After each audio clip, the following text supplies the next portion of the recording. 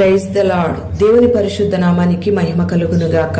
అనుదిన దైవ కృపా కార్యక్రమాన్ని వీక్షిస్తున్న దేవుని బిడ్డలు ఆత్మీయులైన మీ అందరికీ పేరు పేరున ప్రత్యేకమైన వందనాలు తెలియపరుస్తున్నాం. నా దేవుడు నిశ్చయంగా మిమ్మల్ని దీవించునుగాక. యెషయా గ్రంథం 43వ అధ్యాయం 20వ వాక్యంలో, నేను ఏర్పరచుకుని ప్రజలు త్రాగుటకు అరణ్యములో నీళ్లు పుట్టించుచున్నాను, ఎడారిలో నదులు కలుగు చేయుచున్నాను అని ఈ వాక్య భాగంలో రాయబడి ఉంది.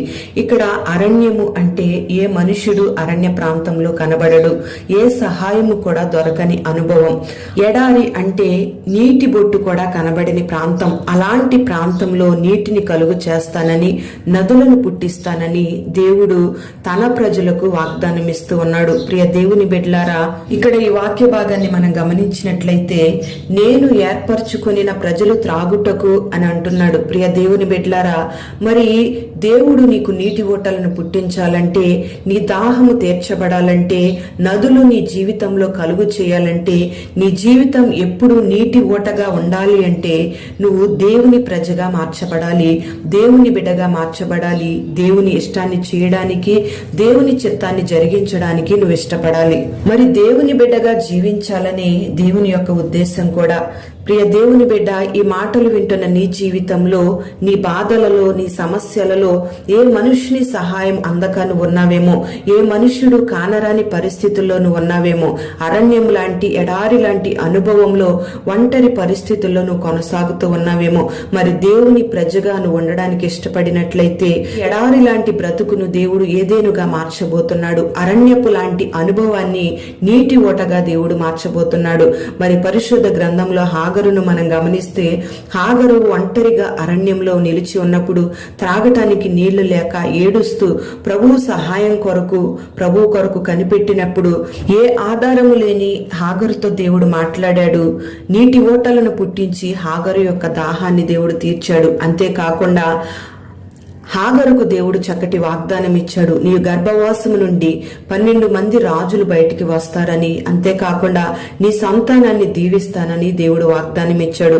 మరి హాగరు జీవితంలో దేవుడు అలాంటి కార్యాన్ని జరిగిస్తే, ఈ దినాన దేవుని ప్రజగా ఉన్న నీవు, దేవుని బిడ్డగా దేవుని ఆరాధన చేస్తూ, దేవుని సొత్తైన బిడ్డగా ఆయన రక్తము చేత కడగబడిన నీవు నిశ్చయంగా మొరపెడితే దేవుడు గొప్ప కార్యాలు నీ జీవితంలో జరిగిస్తాడు.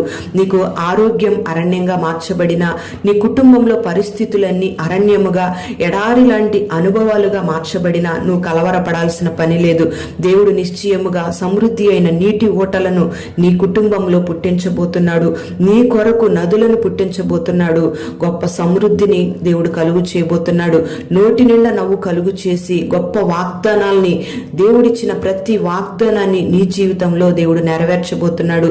మరి ఈ దినాన దేవుని ప్రజగా ఉండడానికి నువ్వు ఇష్టపడినట్లయితే, ఆయన నిన్ను ఏర్పరుచుకొని నీ దాహం అంతటిని తీర్చబోతున్నాడు.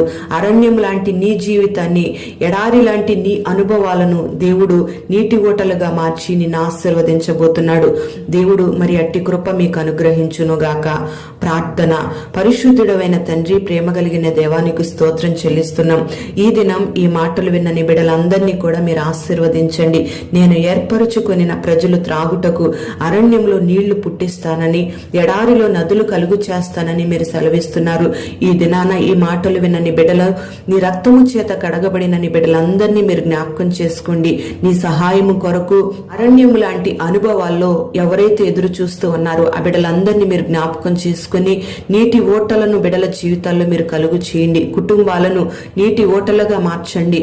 సమృద్ధి అయిన ఆశీర్వాదాలు నీ బిడ్డలకు దయచేసి, ఎండిన ఎడారి లాంటి అనుభవాల్లో నీ బిడ్డలు మీరు ఫలభరితంగా మార్చి, నీ బిడ్డలను పరిపూర్ణంగా దీవించి ఆశీర్వదించమని, ప్రతి సమస్య నుంచి విడుదల కలుగు చేసి నీ బిడ్డలకు మీరు ఆధారమై మీరు ఆశీర్వదించి అద్భుతాలు చేయమని యేసు నామములో అడుగుచున్నాము తండ్రి.